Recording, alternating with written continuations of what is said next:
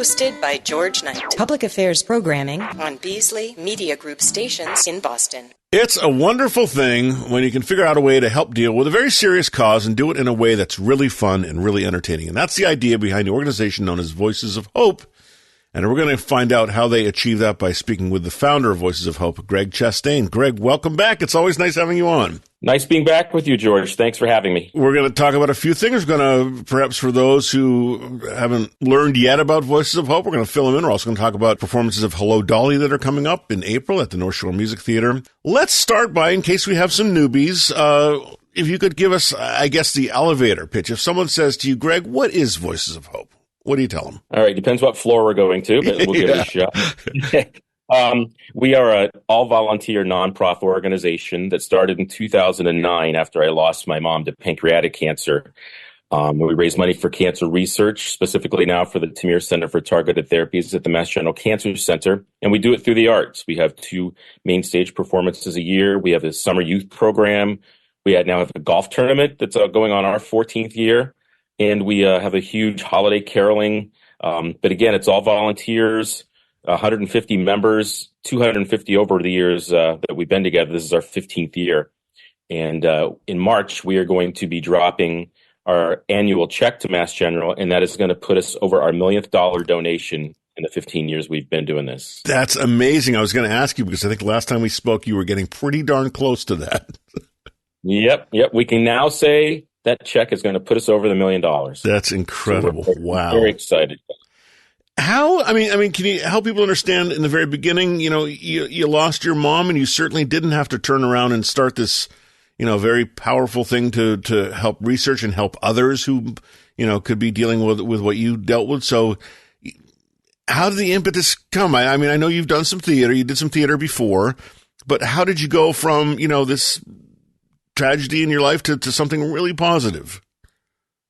It really was going to be a one-night thing. I was working in finance back then, and they had an organization within them that raised money for cancer research. And I asked them if I could do the show and be a part of that fundraising effort, and they said sure. And hence the one night in Winchester with 22 friends came along, and we raised $17,000. The reason I chose theater and music was because my mom was a lifelong supporter of mine with my theater bug. She used to meet to auditions when I was a kid, saw all my shows, all that sort of thing. She was very musical herself, and she's the one that got me into doing this. So it was just kind of a nice way to get back to her. As you said, I was doing theater anyway, so I wanted just to do this to memorialize her, but also to give back to those who worked so hard to try and save her or at least prolong her life. Right. And after the first year, it kind of clicked that we could probably keep doing this.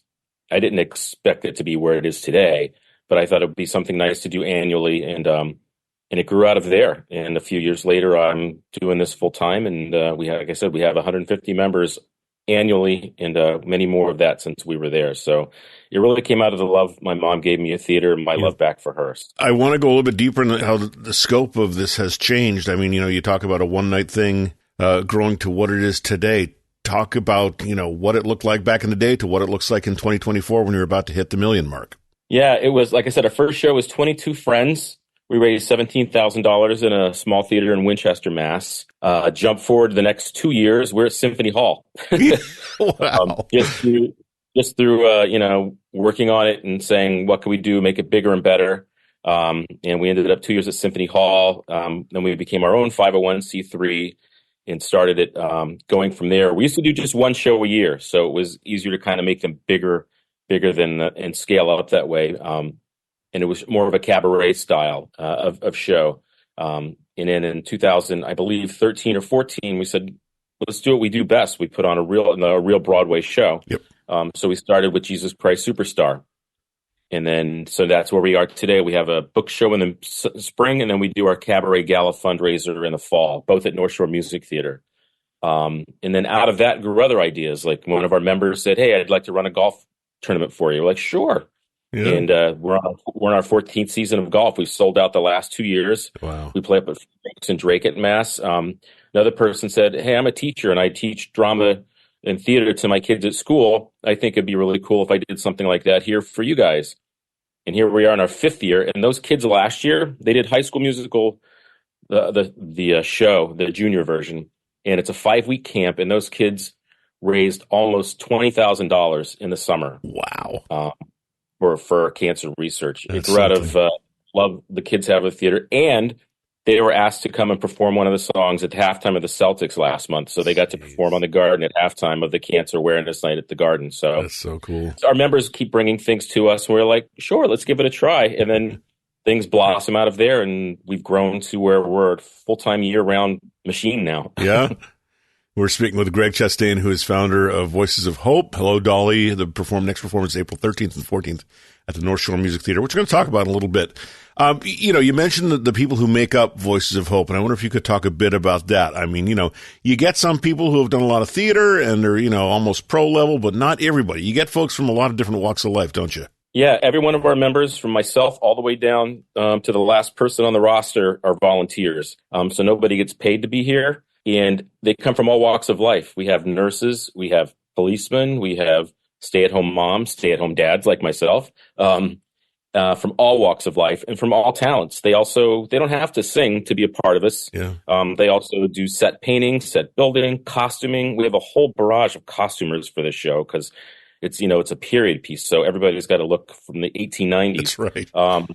So there's just so much volunteering to do to keep shows running. It's just like any normal show that you put together. You have light, sound, costume, sets, all that sort of thing, stage hands, people taking furniture on and off stage between scenes. So it truly is, even though there's 55 of us in the show that are actors, between the orchestra, who also donates all their time, the orchestra, the directors, the production team, the sound, all of them, it's going to be up to 90 people working on the show. And it's the way it is every year. And the same people come back, which we love. And now there's multi-generational families. There's That's so kids cool. in our show that they're the kids of the parents that they were born. One of them at one point was holding her baby on her lap in one of our shows, and now here they are as almost adults. That's so amazing. it's truly amazing. I want to ask you, and it's maybe not a fair question to ask, because it's like asking, if you have a favorite child, but, among the many performances you've done, are there ones that stick out where you go, wow, that was incredible, or ones where it was like, oh my goodness, how did we pull that off? Yeah, well, we always say, wow, how did we pull that off? Because they all, coming into show week, we're like, oh my God, here we are show week, and we've got A, B, C, D to do. Yeah. But the theater gods come, they sprinkle the fairy dust, and every show is magical. Yeah. I will say my personal favorite show, just from the cast pulling together and being a huge ensemble as one big ensemble family, and the show, it was Titanic the musical. Yeah. We did in 2019, right before the pandemic too. So I don't know if there was something about, we all kind of knew that we needed to huddle up together, but everybody in that show, what we did was have them look up a character from the Titanic, or not a character, a real person, and become that person in the show. And so if you didn't have a name part, you were still marry somebody from Marblehead that was on that ship and who passed away or lived to tell about it. Yep. Just brought the realness of that show together. And I think it's hard to replicate the feelings we had when we ended that show. It was just something spectacular. And the music is incredible. And I actually, they're doing it again at the North Shore Music Theater this year. And I can't wait to see what they do with it. But it's one of my favorite memories of just from the beginning to end of a show that I really had no idea what the show was. I knew the boat sank. That's about all I knew. Right. Yeah.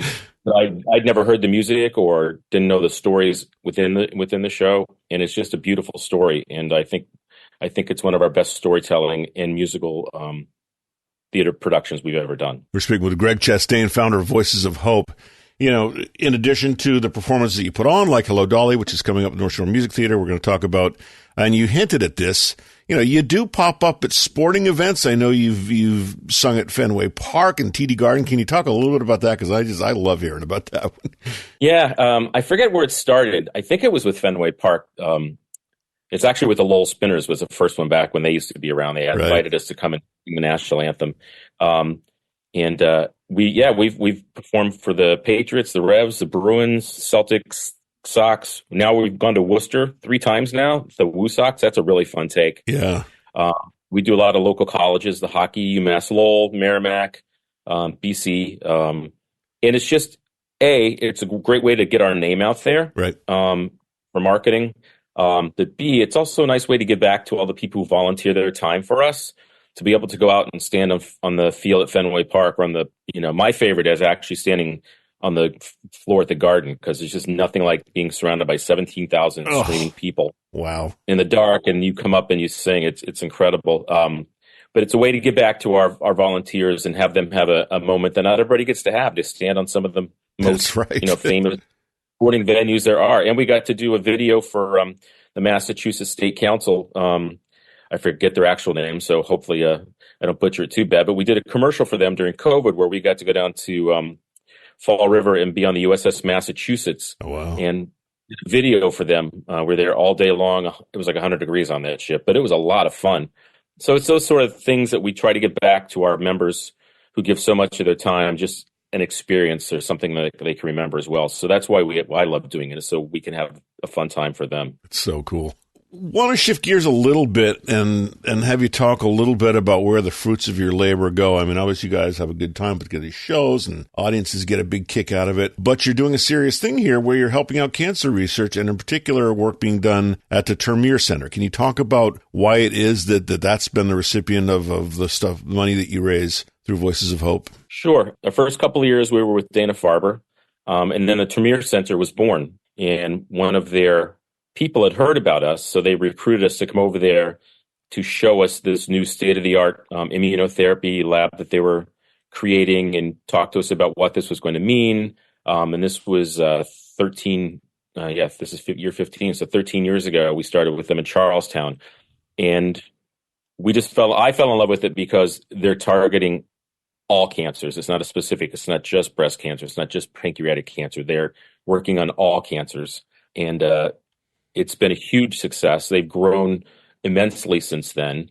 They brought since our inception with them, they brought 24 new FDA-approved cancer treatments to market. Oh. Most notably, some breast cancer treatments that are making breast cancer a very treatable disease now for the most part. Also, a lot of these drugs are life-prolonging too. So somebody gets to spend another few years with their family and see their granddaughter graduate, or whatever goal they wanted to set out to be able to be around for. So we love it because we also get invited quarterly to come back, and they show us, they invite 15 members back, and we rotate the membership to go through the Termeer Center, and they show us where our money is going, what the new technologies are, who the patients are. We've gotten to meet some of the patients. So we know when somebody says, "Hey, do you know where your money goes?" We can say, "Yeah, we do." And we can tell you where it goes. We've also been able to work with them. They've asked us to fund 2 nursing scholarships. So 2 of the nurses now can go and learn about research and working in that aspect of it, and how the drugs affect the patient. So they have 2 nursing scholarships named after Voices of Hope. And we just started a program. Mass General is really looking to diversify their patient population, and some of the hurdles that some patients have of the lesser affluent communities is transportation. Right. They can't get to the treatments. They can't pay for it. They can't pay for parking. They don't have a car. They don't have somebody at home who can take the day off and take them. So we started funding a Lyft ride program.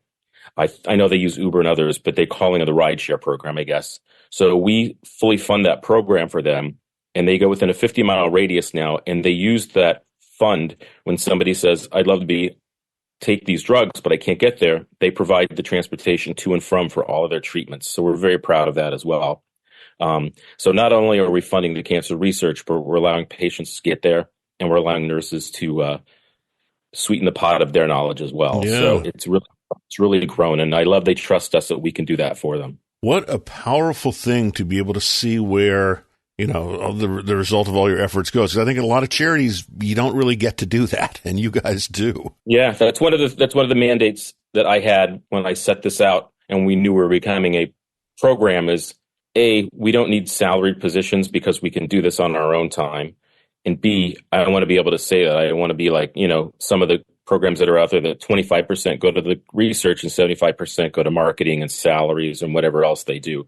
So when we say 100% of our donations go to Mass General, we mean it. Every dollar that a person gives goes to Mass General. We're able to fund the shows and the programs that we have through grants and our sponsorships of our corporate partners.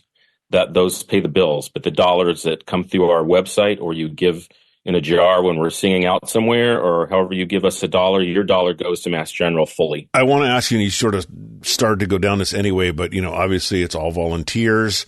But, it takes money for an organization like yours to stay afloat. Can you talk a little bit about, corporate sponsors or however else you get the support you need so that you can keep going, even with all volunteer staff? Yeah, I've learned to write grants over the years. Yeah, so we do get that sounds like fun. Yeah, we do get some grants, but really we're funded by corporate sponsors. So every year at the beginning of the year, it's starting at ground zero again, because sponsors usually annually.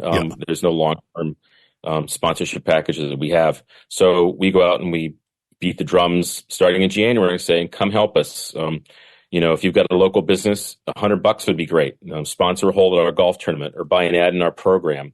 We also, we look at some of the larger corporations to help us if they can.